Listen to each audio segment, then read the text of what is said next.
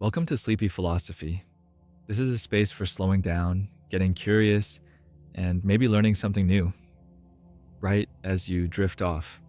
Each episode will take one classic idea from philosophy and try to make it feel, well, less like homework and more like a good story told quietly at the end of the day. Tonight we're talking about Plato's Allegory of the Cave. Maybe you've heard the phrase before, maybe you haven't. But this story has shaped the way we think about reality, truth, and knowledge for over 2,000 years. The big idea that sometimes what we see, the things right in front of us, aren't the whole picture. There's more to reality than just shadows on a wall. Plato's Cave is about waking up, questioning what's real, and stepping into the light, even if it's uncomfortable. So tonight, let's take it slow. We're not here for a pop quiz. We're here to see how an old story might still have something to say, even if you're half asleep by the end. Now imagine yourself in a vast, ancient cave. It's quiet, cool, and dimly lit. Just the flicker of firelight dancing on the walls. You're not alone. You hear the soft breathing of others nearby, and somewhere, water drips in the dark. This is where our journey begins. No pressure, no rush. Just let your mind wander as we step into Plato's shadows, and maybe, just for a moment, peek outside the cave. Picture yourself deep underground, in a space where the outside world barely exists. The cave is enormous, but the darkness presses in, so you can't see where the walls begin or end. There's a fire somewhere behind you. You can't see it directly, but its light dances and flickers along the rough stone. Shadows move on the wall in front of you, sometimes slowly, sometimes quick. You hear the gentle crackle of the flames, the subtle drip of water echoing in the distance, the faint shuffle of others nearby. The air is cool. Each breath feels heavy, touched with earth and stone. When you move, the sound echoes quietly, swallowed almost instantly by the darkness. The cave isn't silent, though. There are voices, muffled, close, but somehow far away, blending with the low hum of the fire. It all feels timeless, as if this place has always existed, just waiting for someone to notice. Here you're safe, but you're also limited to what you can see. Just the shadows, the movement, and the echoes on cold stone.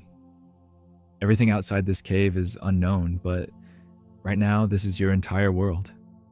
You're not alone in this cave.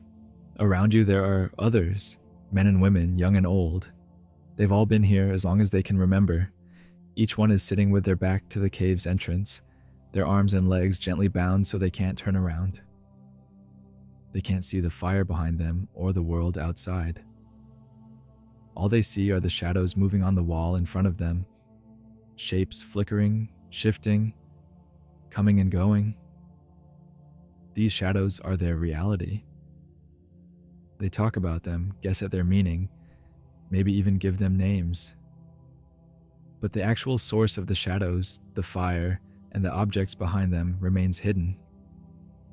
For the prisoners, the shadows are everything. It's not a punishment, it's just all they've ever known. For the prisoners, these shadows aren't just a part of life. They are life. They've never seen the fire. They've never turned around. Everything they understand, every story, every idea, every conversation, comes from watching these moving shapes on the wall. They think the shadows are real things. When they hear a sound, they connect it to a shape in front of them, never knowing it's just an echo from something out of sight. It's not that they're stubborn or refusing to see the truth. It's just that for as long as they've existed, the shadows have been all there is. And when that's all you know, it's hard to even imagine anything else. But then something changes. One prisoner, maybe for tonight, that's you, feels the chains loosen. At first, it's confusing. Your body aches from sitting so long in one position. You look around slowly, blinking into the dim light behind you for the very first time.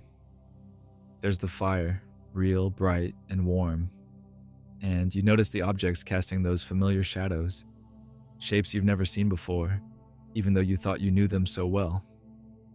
It's overwhelming, it's uncomfortable, but there's a quiet excitement too, like discovering a part of the world you never knew was there. You're free now, and for the first time you have a choice. Stay and watch the shadows, or take a few more steps toward the unknown. Taking those first steps is hard. The ground feels uneven, your legs are shaky. For so long, you've only known the shadows. Now every movement forward is unfamiliar. As you walk toward the mouth of the cave, the light grows stronger.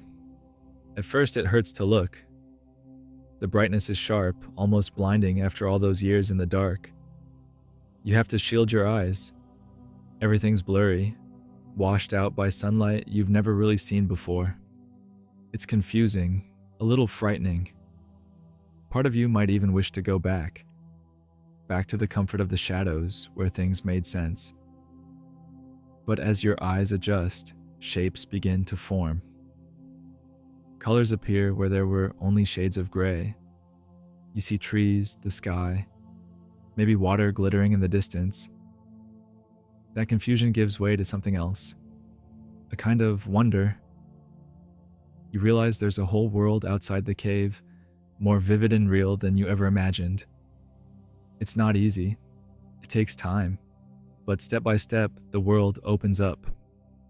Outside the cave, everything feels new. You see sunlight for the first time. Not just a flicker on stone, but golden and alive, warming your skin. Trees stretch overhead, their leaves moving in the breeze. The green is so vibrant, it almost feels unreal. There are reflections too, maybe a small pool of water catching the sky, doubling the colors and the light.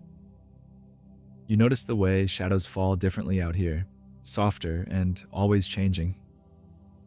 Birdsong drifts by, quiet at first, then clearer as you listen. You realize how much there is to see, so many shapes, so many colors, things you never even imagined while sitting in the cave. It's a lot to take in. But with every breath, the world grows a little less strange and a little more beautiful. After some time outside, you feel a pull back toward the cave. There's a sense of responsibility, a hope that maybe you can help the others see what you've seen. You step back inside. The darkness feels heavier now, thicker after being in the sunlight. As your eyes readjust, you notice the familiar shapes of the other prisoners, still fixed on the wall, watching the same old shadows. You try to explain. You tell them there's a world beyond these walls. Real trees, real light, colors you can't even describe. But it's hard for them to imagine. To them, the shadows are reality. They can't see what you've seen, and the outside sounds almost impossible, maybe even a little threatening. Still, you share your story, hoping, even if just a little, that it might open a crack in the darkness. So what do these shadows really mean for us, now so far from ancient Greece? It's easy to look at Plato's cave and imagine it's just a story about old philosophers and strange prisoners. But the truth is, those shadows are everywhere. They're in the things we assume are true, just because we've heard them over and over. They're in the habits and routines we follow without thinking, the stories we tell ourselves about what's possible or impossible. Sometimes the shadows are just popular opinions, ideas that get repeated so much, we don't even question them anymore. They might be what we see in the news, on social media, or what everyone else seems to believe. It's comfortable to accept these things as real, because questioning them can feel uncomfortable, even risky. But Plato's cave asks us to look a little closer, to wonder, what if there's something beyond the shadows? What if the world is bigger and stranger than we think? So, what does it actually mean to wake up to reality? For Plato, waking up is about turning away from the comfortable illusions, the shadows on the wall, and looking for what's actually real. But that process isn't always easy or peaceful. Sometimes waking up feels a little scary. The world outside the cave can be overwhelming. It's brighter, stranger, and often more complicated than we expected. Things we thought we understood might turn out to be more complex, and letting go of old beliefs can feel like losing a part of ourselves. But there's beauty too. There's a kind of freedom in seeing things more clearly, even if it's just for a moment. Colors are brighter, sounds are sharper, and there's a sense of possibility that wasn't there before. It's not about having all the answers, it's about being open to discovering more. So, yes, waking up can be unsettling, but it can also be beautiful. An invitation to keep looking, keep questioning, and keep growing. If any of this feels overwhelming, that's okay. Everyone moves at their own pace. No one steps out of the cave all at once. Sometimes it takes a long time to even notice the chains, or to realize that the shadows aren't the whole story. You don't have to force it. It's natural to hold on to what feels familiar, and it's okay to take small steps towards something new. Philosophy isn't about racing to the finish line. It's about being curious and giving yourself permission to wonder. Wherever you are in your own journey, it's enough. If there's one thing Plato's cave reminds us, it's the value of curiosity. You don't need to have all the answers. What matters is the willingness to ask questions, to notice when something doesn't quite add up, to wonder if there might be more just out of sight.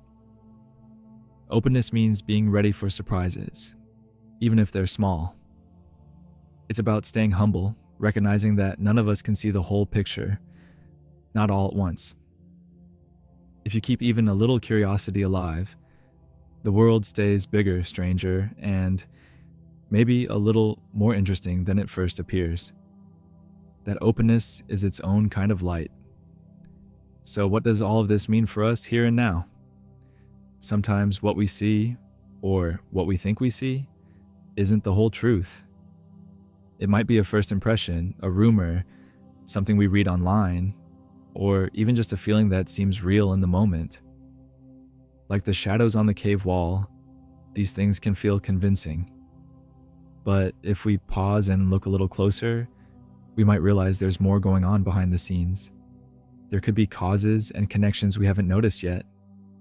It doesn't mean we can never trust what we see, but it does remind us to stay curious and not to take things for granted. It's okay to have questions. In fact, it's good to have questions. You don't need to know everything, and you don't have to have it all figured out. Philosophy and life are full of mysteries. Even the greatest thinkers like Plato spent their lives searching, wondering, and admitting what they didn't know. It's perfectly normal to feel uncertain sometimes. Letting yourself ask questions and being comfortable with not knowing can be its own kind of peace. So tonight, if your mind drifts to big ideas or small doubts, just know it's all part of the journey. Maybe tonight, as you drift to sleep, you'll dream of stepping out into the light.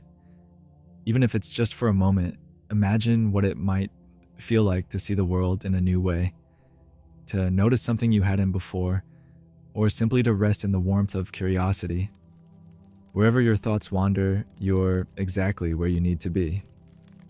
Now you can let go of this story for tonight. There's nothing more you need to do, no ideas to hold on to, no puzzles to solve.